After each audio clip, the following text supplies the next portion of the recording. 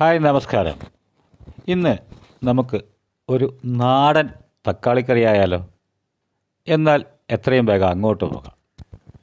ഒരു ചട്ടി എടുത്ത് അതിലേക്ക് തക്കാളി, ഉള്ളി, കാന്താരി മുളക്, കറിവേപ്പില എന്നിവയിട്ട് അല്പം മഞ്ഞൾപ്പൊടിയും മുളക് പൊടിയും ആവശ്യത്തിന് ഉപ്പുമിട്ട് ഒന്ന് ഇളക്കി കൊടുത്തതിന് ശേഷം വെള്ളമൊഴിച്ച് ഒരു അടപ്പെടുത്ത് അടച്ച് വെച്ച് വേവിക്കുക. ഇനിയൊന്ന് തുറന്ന് നോക്കാം. ആഹാ, തക്കാളി നല്ലോണം വെന്ത് പാകമായിട്ടുണ്ട്. അല്പം കൊടംപുളിയിട്ട് ഒന്നുകൂടി ഒന്ന് അടച്ച് വെച്ച് വേവിക്കുക.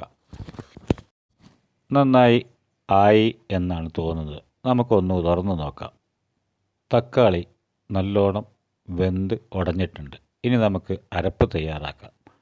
അതിനായി അല്പം നാളികേരമെടുത്ത് ജാറിലേക്കിട്ട് അരച്ച് തയ്യാറാക്കി ഈ തിളച്ചുകൊണ്ടിരിക്കുന്ന തക്കാളിയിലേക്ക് ഒഴിച്ച് നന്നായി ഒന്ന് ഇളക്കി കൊടുത്ത് നല്ലോണം തിള വരുമ്പോൾ ഇറക്കി വയ്ക്കുക.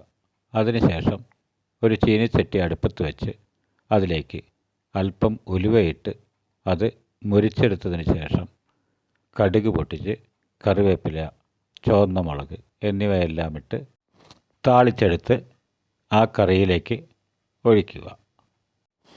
പണ്ട് തറവാട്ടിൽ പോകുമ്പോൾ സ്ഥിരം ഞങ്ങൾക്ക് ഉണ്ടാക്കി തരാറുള്ള ഒരു കറിയാണിത്. ഈ വീഡിയോ ഇഷ്ടമായാൽ സപ്പോർട്ട് ചെയ്യുക. Okay, bye. വീണ്ടും കാണാം.